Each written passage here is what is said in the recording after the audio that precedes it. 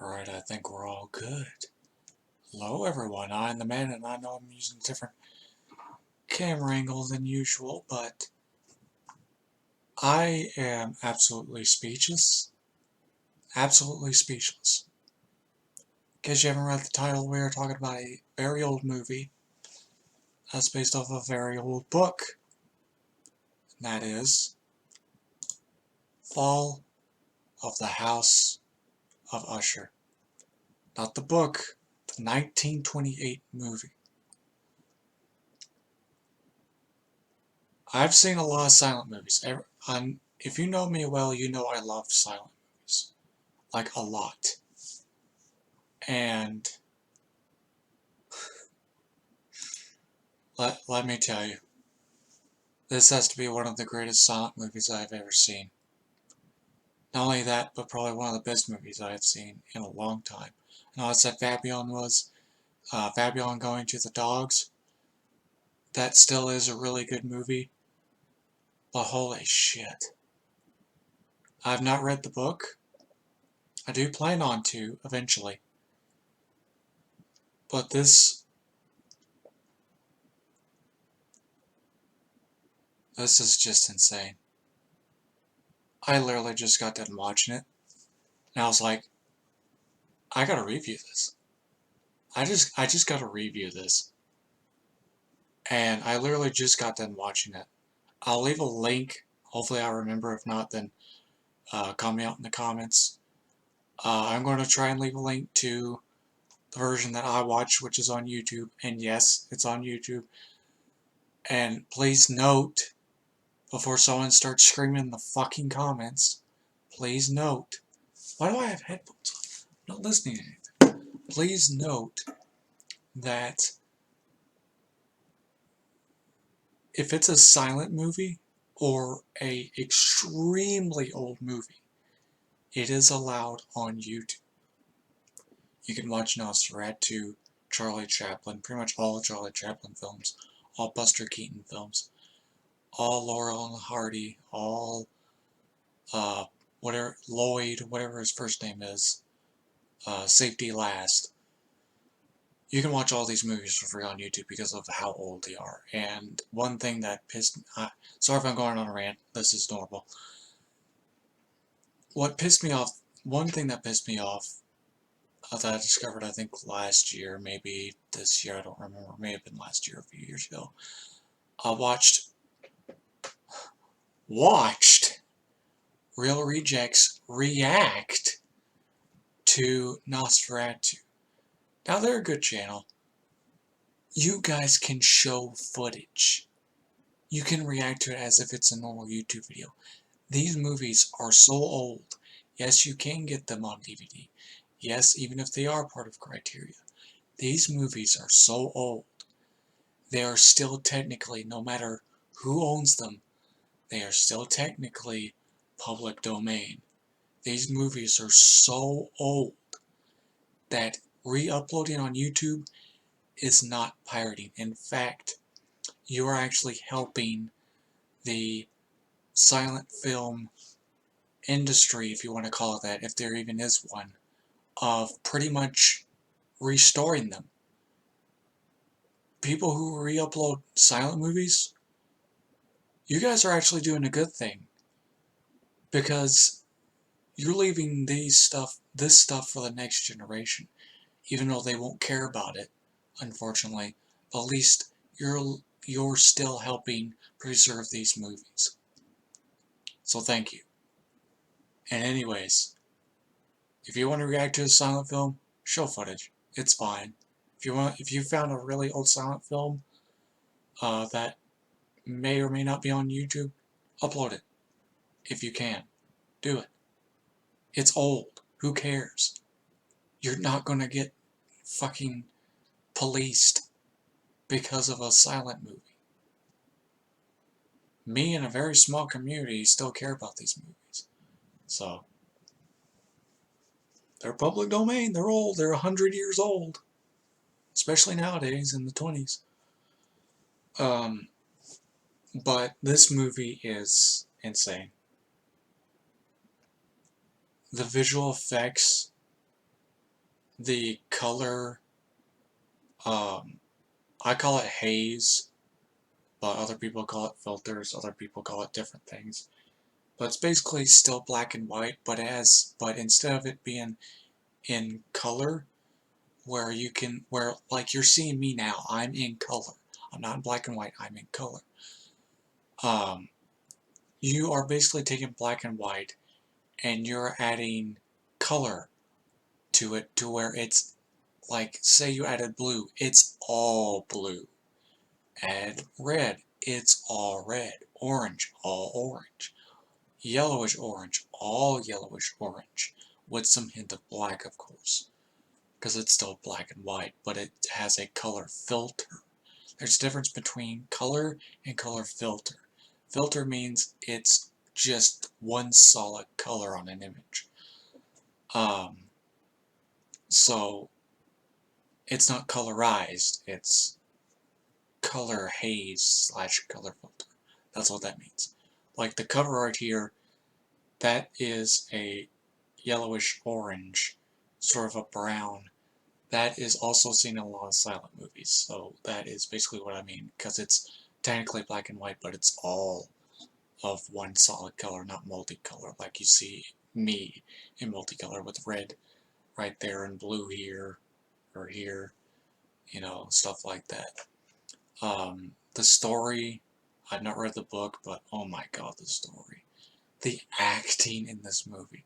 Not to say that, you know, silent films are like horribly acted, because they're not. They have some amazing acting, especially since it's all visual, because there's no sound.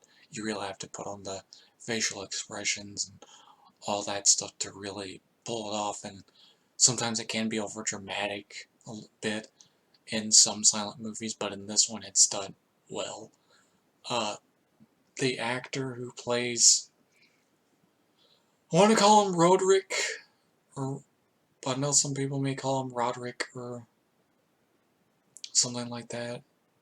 Rudrick, uh, but basically Usher himself. The actor who plays him is, oh my god, probably one of the best silent actors I have seen in a long time, aside from Charlie Chaplin, Buster Keaton, and all those, of course, but this is like, his facial expressions and emotions are insane in this movie. Like, I've seen some actors pull it off in some silent movies, but not to this level at all. Like, not to this level at all. I do have to say that I kind of wish this was longer, because it's only an hour and 4 minutes. I do wish it was at least 2 to maybe even 3 hours. The only silent movie I've actually seen that goes past the 2 hour mark is, so far, Birth of a Nation. That's pretty much the only silent movie I've seen, from what I can remember, that goes past the 2 hour mark, because that movie's like 3 hours long, which you can also watch on YouTube despite the controversy.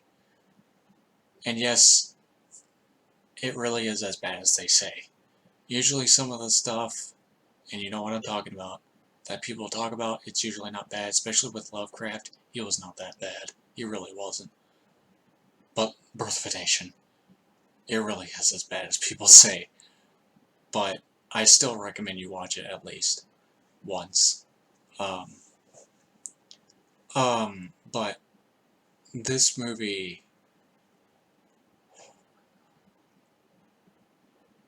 the acting, the visuals, the overlay of film, the color filtering, this has to be the most perfect silent film I've seen. It does some stuff. I get it's very close to the 30s, because it's 1928, so a lot of the stuff that you see in this movie will eventually become extremely common into the 1930s, and of course nowadays.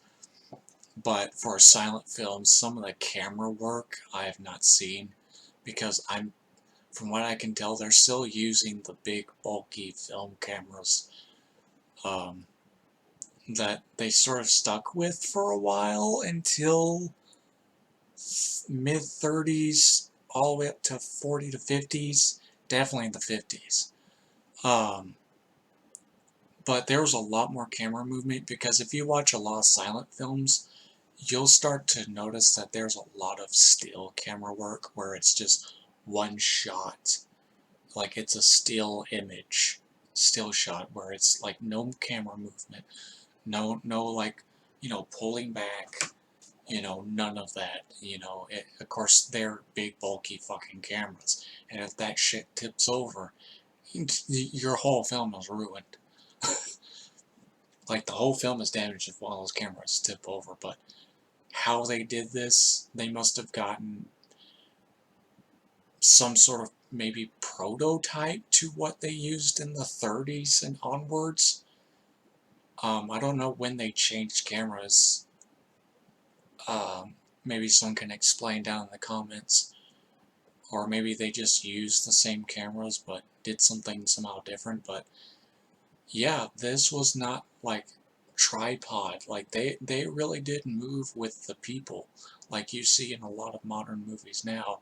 Like if someone's walking towards the camera will pack up, to show them moving in. I mean, some silent films have done that, but not to this extent, from what I can remember from some of the silent movies I've seen. Um, but I'm guessing I really wish I should have done this whenever I read the book, to compare it, and I wanted to, but I wanted to make the review before I could, so I still have, a fresh memory, to do the review. Of course, I could have rewatched it, because I plan on rewatching this like a bunch. This is a movie that Criteria really, really needs to add to their collection. I'm surprised this movie is not even a classic, like consider like a big major thing, at least from what I could find, because some of the stuff they do in this is just insane for the time, even if it's close to the 30s. Like, I'm trying not to give too many spoilers, um, but if you've read the book, you probably already know what may happen, and I've not said this publicly, I've said this to some friends, and I think silent movies did the better job on adapting book to film, because it's all visual and text-based. Sounds like a video game. Um, in terms of, you have to read the text to understand what they're saying, because there's no sound, and it worked. And I think silent films did a better job at movie adaptations or book adaptations than the more modern movies, except for Fabian going to the dogs. That was pretty accurate. Some things were changed, but it's pretty accurate. And I think there was one more movie that I've seen that was pretty accurate to the book as well. Might have been Color Out of Space, because that was somewhat accurate. But this is a silent movie that is not dialogue heavy. Usually these serious films, not like the comedy ones like Charlie Chaplin, that don't really need dialogue to tell a story, because it's all gags and stuff like that, especially with Buster Keaton. But this movie, as a serious movie, unlike Nosferatu, this is actually not that dialogue heavy. Some silent films are. I'm trying to remember one that I watched recently that was really dialogue heavy. That was like dialogue like almost like every few minutes. But this one, of course you can read the lips, obviously, that's usually what they do. Like, if you're good at reading lips, which it's not hard to do, you can, you can pretty much understand what's going on just by reading their lips, If someone says, like, okay, you're gonna know that they said, okay, or facial expressions and stuff like that, like, or, stuff like that. But This movie was not dialogue heavy despite it being a very serious film. This film was dark. I have to say, this was dark.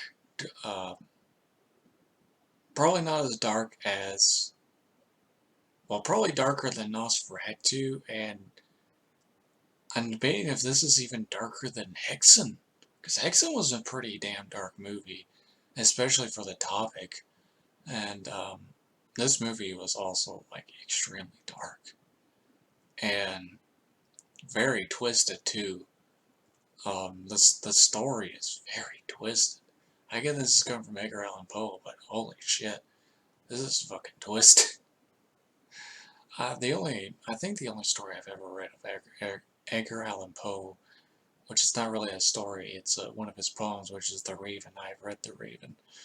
Um, but I do plan on getting like a big collection thing with all of his stories in it, eventually. Um, but this is probably the saddest, twisted, darkest love story I've ever fucking seen. So far, from what I can remember. Um,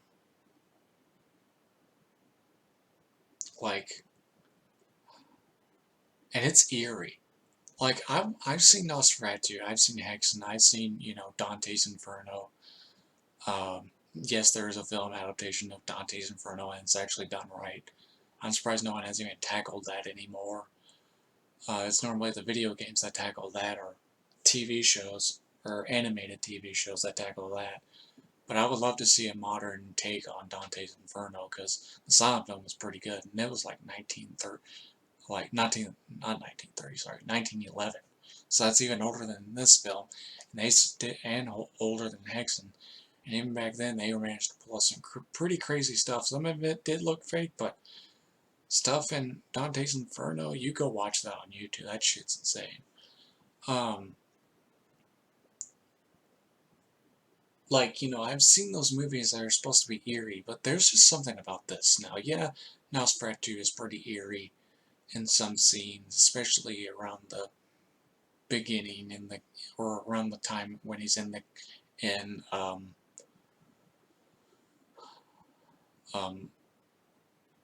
Olaf's castle and stuff like that.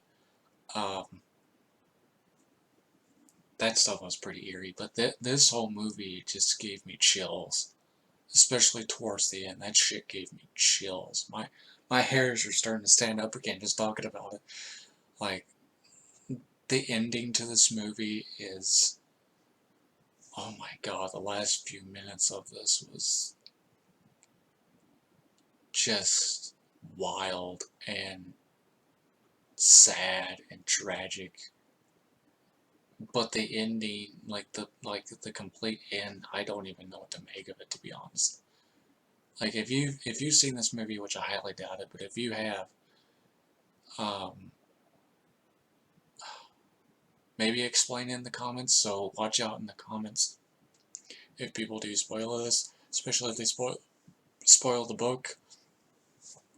Just type spoilers first and then type your message so people will know, and I will know. Or just say yay or nay if it's accurate to the book, because you're probably seeing this way before I've read it. But the person who directed this movie definitely knew what they were doing, and they did a very fine job.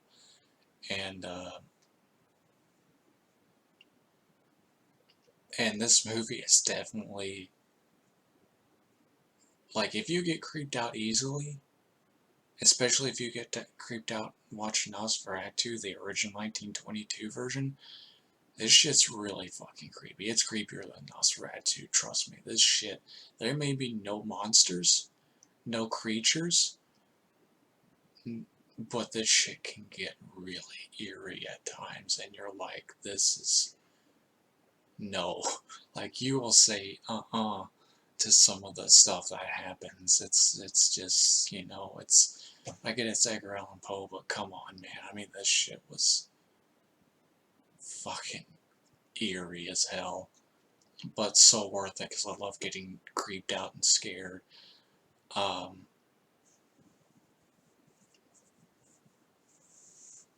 but the story was just watch it. To be honest, just watch it. I don't think I can describe this better than it could be if you just watched it. Um, I know the review makes it kind of pointless if it's more of just me saying go watch it or me describing other films or comparing, but this is me pretty much giving the seal of approval saying yes, go watch it. And I do mean go watch it. Like either right after this, or if you're watching it like during the day or something like that, watch it tonight, whenever you're watching it, or if you or watch it, like let me know what your thoughts are on it. Let me know down in the comments if you've seen it or going to see it, or if you did go watch it after this. Then let me know down in the comments what your thoughts of it, because this has to be the best silent movie I've ever seen. Like this, I know I've said, Hexen was my favorite because of, some of the stuff they did. And I know some people be like, oh, it's not that great because the stuff in this movie that you literally just said would be common in the 30s, so it's not that unique. Plus, it's 1928, not 1922 or 21 or in the 10s, or earlier than that. And I get it, but to me, this is still a silent film despite it being close to the 30s. Um, and it's still probably one of the best silent films I've seen, just hands down. And I almost said that the Red Lily was going to be one of my favorites, because I almost went from Hickson to the Red Lily. If you're not seeing the movie Red Lily, also go watch it. That story is really good, and it inspired me to uh, make something kind of silent film-ish if I ever get around to making movies, which I will make some silent films, believe it or not. I don't care if they're popular anymore or not. I'm still going to make them because they're a fascinating genre, and the quieter the film is, the eerier, creepier it can be. That's why I think a lot of people should watch Nosferatu, because there's just something about these silent movies that you can't get out of your head after watching them. Like, they stick with you forever, and they are very memorable. Unlike today's movies where, yeah, it's good. I mean, I still remember Fabian going to the dogs. That movie is very memorable, and I love it to death. But, again, silent movies are something that I hope for years to come people still cherish. Even the new generation, I hope they still cherish, because these movies are something truly special. If you're new to the whole silent genre, just watch one. Don't matter if it's this one, Nosferatu, a Charlie Chaplin film, Buster Keaton, Safety Last, um, or Hexen, or Dante's Inferno, or, some of the other ones that are out there that you can easily find on YouTube. Um, just watch a silent movie. I am speaking from the heart. These movies truly mean something to me, and they are truly special to me. And they really will stick with you for a long time. And hell, you may even get addicted to watching these like me, because I watch them almost all the time, whether it be a short one or a long one. They are forever will be worth it, no matter what. Um, so yeah, this has been a review of Fall of the House of Usher. Click the link down in the description down below and go watch this movie. I know I didn't give too much away. Usually I'd go on a rant about, or go on a, rambling thing about the story and spoiling things, but this is a movie I don't think you should be spoiled on at all. If you plan on reading the book, then I probably suggest that you read the book first, especially if it really is as accurate. Um, but if you don't plan on reading it, at least watch this. Because this is a movie, as old as it is, this is one of those movies you will be thankful I did not spoil. Like, let me tell you, it may, like I've said before in the past, it may sound like I'm over-exaggerating these things, but I really do mean it. This movie is one of those movies you will thank me for not spoiling. And not only that, but you will not regret watching this. Watch it with the lights off, on a big TV, on YouTube. There's no ads.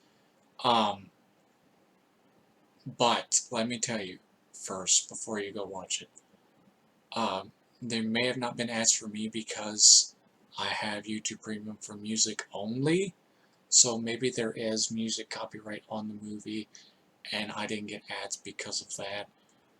So just be cautious. If there are ads, then I'm sorry. But there should be no ads on it. But so yeah, I do recommend you go watch it and let me know down in the comments what your thoughts are on Fall of the House of Usher. Let me know if it's accurate to the book, and let me know what you thought of the book. So, I'm eager to read it. I really am. After watching this, I'm eager. Much like Fabian going to the dogs, I am eager to read Going to the Dogs. I haven't read it yet, but I do plan on going to it eventually or very soon. So, I am the man, and goodbye. And stay tuned for more reviews and gameplay and other things. So, stay tuned.